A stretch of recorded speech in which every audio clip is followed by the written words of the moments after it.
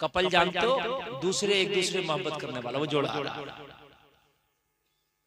अजीब नशे में चूर है ये कपल। इस अल्लाह के वली के कदमों से गुबार उठा और इस कपल के कपड़ों पे जाके लग गया। लड़की ने शिकायत की अपने महबूब से, ये कौन दीवाना है, ये कौन बूढ़ा है, ये कौन पागल है, इसके उठे हुए गुबार से मेरे कपड़े गंदे हो गए। वो नशे में चूर था, उसने हाथ उठाया, अल्लाह वाले को एक थप्पड़ रसीद कर दिया। अल्लाह वाले की शान कुछ नहीं कहा उसने, थप्पड़ खाया, आगे निकल गया। आगे निकला, हलवाई अपनी दुकान में दूध कढ़ाई में गर्म कर रहा था। हलवाई ने कहा बाबा दूध पियोगे? का बेटा पिला दे। एक गिलास दूध उसने दिया, इसने दूध पिया, अल्लाह का शुक्र अदा किया। मौला तेरी भी क्या शान है, कभी थप्पड़ खिलाता है, कभी दूध पिलाता है, वो भी शुक्र अदा किया। ये दूध पी के इधर से वापस आ रहा था, उधर से वो कपल फिर आ रहा था, मगर शान ये है कि ये अल्लाह वाला दूध पी के आ रहा था, दिल मुतमईन था। वो कपल आ रहा था जिसने चांटा मारा था, वो अजीब इत्तेफाक हुआ, ठोकर लगी, गिरा, वो हाथी टूट गया, वो हाथी टूट गया। अल्लाह से ज्यादा पावर किसी की नहीं है। अल्लाह फरमाता वला तमशी फिल अर्दी मरहा, जमीन में अकड़ के ना चलो।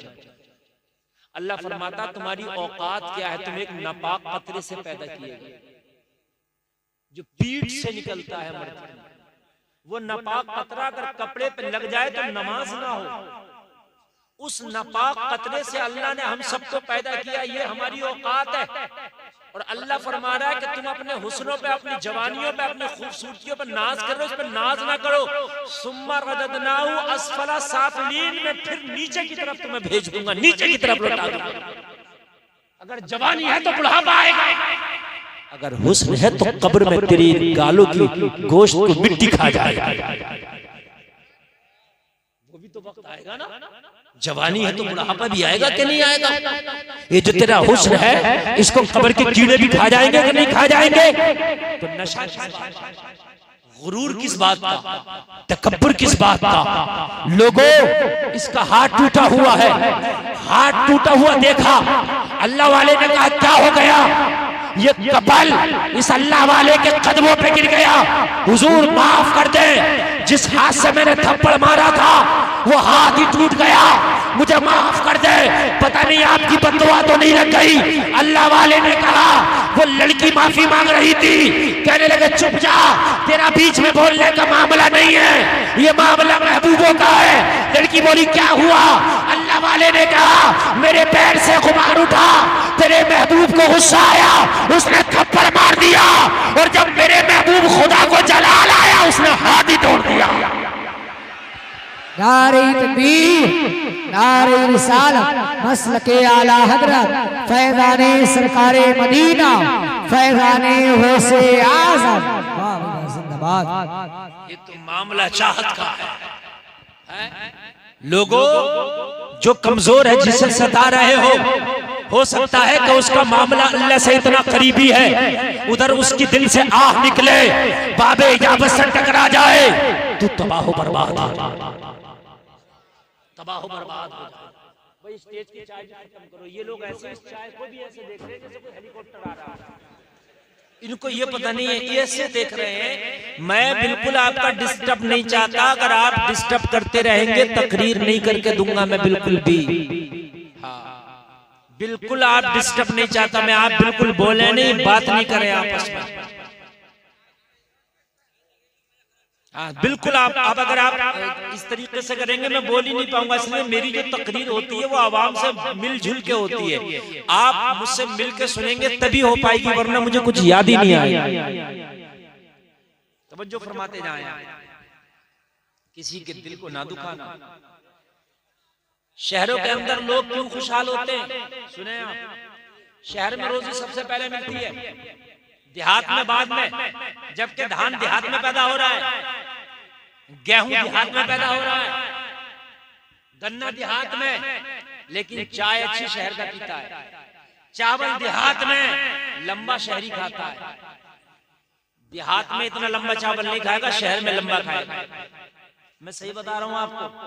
देहात में रोजी इतनी आला नहीं मिलती जितनी आला शहरियों को, और देहात में पहले रोजी नहीं बल्कि पहले रोजी शहर में मिलती है, जबकि शहर में पैदा नहीं होती। वजह क्या है? वजह सुने। शहर में इंसान को इतना टाइम नहीं है कि वो एक दूसरे की बदी गीबत चुगली करता फिरे, उसे अपने काम से काम है। गांव में चौराहे पे बैठ के ये हिसाब लगा रहा है, ये मोटरसाइकिल से जा रहा है तो आई कहां से? मैं सही बता रहा हूँ, आई कहां से? अरे आ गई होगी, तुझे क्या टेंशन, अपना देखना। मौलाना ने ये सफेद कुर्ता पहना, बड़े मजे मार रहे हैं मौलाना। मैं ये कह रहा हूं कि तू दुनिया का हिसाब लगाने वाला होता कौन है? अरे देने वाला खुदा है, तू कौन होता है? शहर में मतलब नहीं है न शहर की औरतों को न शहर के मर्दों को। वो अगर मजदूरी भी करने जा रहा, दिन भर रक्षा चला के शाम को अपने बच्चों में आके खाना खाकर सो जाए। समझ रहे हैं आप?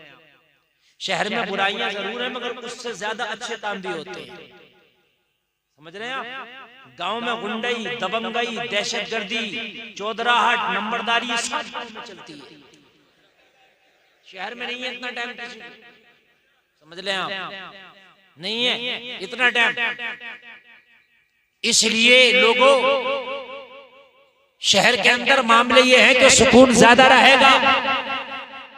और कान खोल के सुन लीजिए, दूसरे की बुराई और गीबत करने से आदमी अपनी रोजी को कम करता है। आप किसी की गीबत और चुगली और बुराई करके किसी की रोजी को रोक नहीं सकते। अगर अल्लाह ने किसी को करोड़पति बना दिया, तू हसद कर, हसद करके मर जा, मर के जल जा, जल के तबाह हो जा, बर्बाद हो जा। तेरे हसद करने से अल्लाह उसकी रोजी में कमी नहीं करेगा। गांव में हसद बहुत ज्यादा, शहर में नहीं है भाइयों। आप शहर में देखना 5 मंजिल बिल्डिंग बनी हुई है, बराबर में झोपड़ी होगी, और वो झोपड़ी वाला और 5 मंजिल बिल्डिंग वाला बहुत अच्छे से मिलते होंगे। गांव के अंदर ये अगर किसी ने बना लिया अच्छा मकान तो पूरा मोहल्ला तो उससे खार खा ही रहा कम से कम। क्यों बना लिया? हकीकत बता रहा हूं मैं, बड़ा मसला है भाई। मौलाना अगर गरीब है तो उससे कोई बात करने तैयार नहीं है कि भाई मौलाना पे क्या रखा है, इससे क्या तुम बात करते हैं। मौलाना पे 4 पैसे आ गए तो हसद में उससे बोलने तैयार नहीं है। यही सबका मामला है। लोगों, हसद कभी ना करना। अगर किसी से हसद करोगे तुम्हारी रोजी कम होगी, उसके ऊपर कोई असर नहीं पड़ेगा। कभी हसद ना करना, रश करना, रश, हसद नहीं, रश।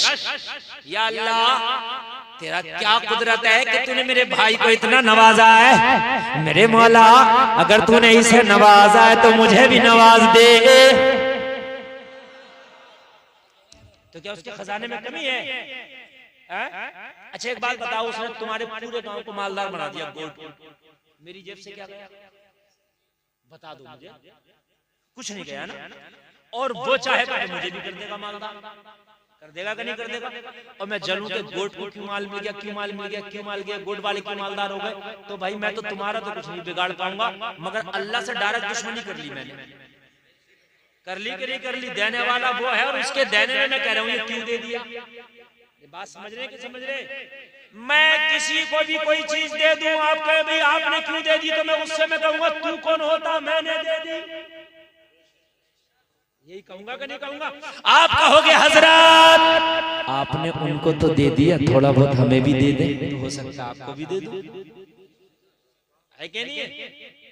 एक चिराग है, अल्लाह ने चिराग बनाया, उस चिराग से 1000 चिराग जला लो, चिराग में कभी नहीं आएगी। 1000 और जला लो, उसकी रोशनी फिर भी इतनी रहेगी। जब चिराग कम नहीं होती रोशनी, तो अल्लाह का खजाना खत्म हो जाएगा। तो तू जल क्यों रहा, मांगना, जल क्यों रहा, मांग ले। या अल्लाह तूने मेरे भाई को दिया, मुझे भी दे दे। और एक बात और सुने, कभी किसी गरीब का मजाक ना बनाना। ये भी तकरीर शुरू करने से पहले की बातें कर रहा हूँ मैं, उससे अभी तकरीर शुरू करूंगा मैं। हाँ, अब तवज्जो करें आप। कभी किसी का मजाक ना बनाना, कभी किसी गरीब को कमतर न समझना, कभी किसी कमजोर को कमतर न समझना। जलसे में आने वालों, कुछ पता नहीं है कि अल्लाह ने जिसे गरीब किया है कहीं ऐसा ना हो कि इसे अमीर कर दे और तुझे गरीब कर दे। ऐसा भी हो गया। कभी किसी साइल को ना झड़कना। वो अम्मा साइला फला तन्हा, अगर कोई साइल आए ना मांगने वाला उसे झड़कना। बहुत से लोग कहते हैं बड़ा हट्टा कट्टा तू तो यार, तुझे कैसे दे।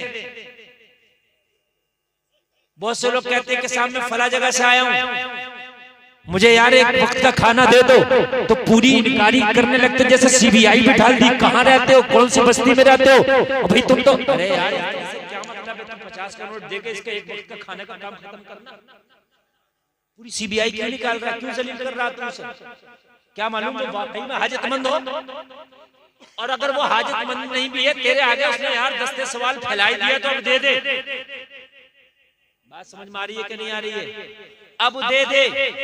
कहीं ऐसा ना हो कि तूने तेरी जबान से सख्त जुमले निकल गए, और अगर सख्त जुमले निकल गए इसके दिल को तकलीफ हो गई तो कहीं ऐसा ना हो तू तबाह होकर रह जाए। तू देने के काबिल ही ना रह सकता। बहुत से लोग देते हैं तो जलील करके देते, रुस्वा करके देते ना। सुने, मैं एक दिन तारीख पढ़ रहा था समरकंदो बुखारा की, नाम सुना होगा आपने समरकंदो बुखारा का। समरकंद में कहत पड़ गया। कहत जानते हैं बारिशें पहले नहीं होती थी तो जमीन से सब्जियां नहीं उगती थी, फल और अनाज नहीं उगते थे, लोग भूख से मरने लगते थे। कहत पड़ा, कहत पड़ा, लोग हिजरत कर करके समरकंद से दूसरे शहरों को जाने लगे।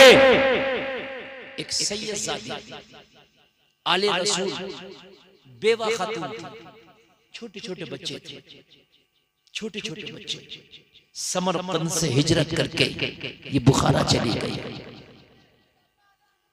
अब तुम बोलना शुरू हुई, खामोश हो जाओ। मैं जो तकरीर कर रहा हूं ना, अब ये तकरीर बोलने की नहीं, अब सुनने की। समरकंद में जब कहत पड़ा तो एक बेवा खातून जो सैयद आले रसूल है अपने छोटे छोटे बच्चों को लेके ये भी हिजरत करके बुखारा चली गई। भूखी थी, सफर किया था, थकी थी, छोटे छोटे बच्चे भूख से तड़प रहे थे, बिलख रहे थे। वहां जाके ना कोई बिजनेस था, ना कोई घर था, ना कोई मकान था, ना कोई आसरा था। बच्चों को क्या खिलाती? बच्चे बार बार माँ से खाना मांग रहे थे, बच्चों को क्या खिलाती? अपने बच्चों को पेड़ की छांव में बिठा के कहने लगी, बच्चों थोड़ी देर बैठ जाओ, मैं कुछ खाने का इंतजाम करके लाती हूँ, हो सकता है कोई तो होगा, एक वक्त का खाना दे दे ताकि पेट की आग बुझ जाए। अपने बच्चों को एक पेड़ के नीचे बिठाया, दरख्त की छांव में बिठा के। ये सैयद साथी हिजाब किए हुए है, उन लोगों को नकाब लगाए हुए है। एक मुसलमान की दुकान पर पहुंची, कहने लगी, तूने तो मेरे नबी का कलमा पढ़ा है, तू तो कुरान भी पढ़ता है, तू तो नमाज़ें भी पढ़ता है, तू तो अपने आप को मुसलमान कहता है। मैं एक सैयद सादी हूँ, मैं आले रसूल हूँ, मैं चमन ज़हरा की एक कली हूँ। मेरे शौहर का इंतकाल हो गया, समरकंद में बहुत बड़ा कहत पड़ा है, मेरे छोटे छोटे से बच्चे हैं, भूख से तड़प रहे हैं। मैं तो अपने आप को बर्दाश्त कर सकती हूँ, मगर बच्चों का तड़पना नहीं देखा जाता, उनका बिलखना नहीं देखा जाता, उनकी भूख नहीं देखी जाती। ए मेरे नबी के कलमा पढ़ने वाले, मुझे इतना दे दे कि अपने बच्चों को 2 वक्त का खाना खिला सको, ताकि उनकी तड़प खत्म हो जाए, उनकी बेकरारी खत्म हो जाए। इसकी दुकान पर जाके खड़ी हुई, वाकई ये कलमा पढ़ने वाला था, नमाज़ें भी पढ़ता था, लेकिन पता क्या जवाब दिया इसने? कहने लगा, मैं दे तो दूं, मगर ये क्या गारंटी है कि तुम सैयदजादी हो? क्या गारंटी है कि तुम सैयद भी हो कि नहीं हो? एक मसला सुन लें, कोई अपने आप को सैयद बता रहा है और आपको उसकी तहकीक नहीं कि है कि नहीं है, तो आप सैयद मान लो, और आपको तहकीक है कि ये सैयद नहीं है तो मुखालफत करो। ऐसा नहीं है कि सब सैयद साहब करें तो आप भी सैयद ही कहने लगे। आपको तो पता है ना कि नहीं है ये, तो मुखालफत करो, सैयद नहीं है तू। बात समझ रहे कि नहीं समझ रहे? और आपको पता नहीं है कि सैयद है कि नहीं है, उसने कहा मैं सैयद हूं, तो आप मानो, चाहे वो नहीं है, उसका गुनाह उस पर है। समझ में आ गया मसला? कहने लगी, मैं सैयद सादी हूं। कहा, क्या गारंटी है, कुछ प्रूफ दिखाओ। कहने लगी मैं अपना घर छोड़ के आई हूँ, अपना मकान छोड़ के आई हूँ, मैं क्या प्रूफ दिखाऊं, इस वक्त तो मेरे पास सिर्फ भूख है, इसके अलावा मेरे पास कुछ नहीं है। उसकी दुकान को छोड़ा, किसी दूसरे की पे चली गई। अब जिसकी दुकान पे पहुंची ये मुसलमान नहीं, ये यहूदी था, मगर ये तौरात किताब का आलिम था। इसने तौरात को पढ़ा था और तौरात किताब के अंदर आखिरी नबी की निशानियां बताई गई। जरा कह दो ना सुभान अल्लाह। आखिरी नबी की निशानियां बताई गई है तौरात के अंदर। रसूल के बारे में भी बताया गया, आले रसूल के बारे में भी बताया गया, अहले बैत के बारे में भी बताया गया। लोगों जैसे ही कहा मैं सैयद सादी हो, ये यहूदी खड़ा हो गया और खड़ा होकर कहने लगा हाय मेरे, हाय मैं अपनी अजमत पे कुर्बान, अपने नसीबे पे कुर्बान, एक सैयद सादी मेरी दुकान पे आई है। कहने लगा मखदूमा आप यहाँ खड़ी ना हो, आपका मकाम यहाँ नहीं है, आपका मकाम मेरा घर है। अपने बच्चों को लो, मेरे घर में चलो, मेरे घर में मेहमान बन जाओ। मेरे घर में मेहमान बन जाओ।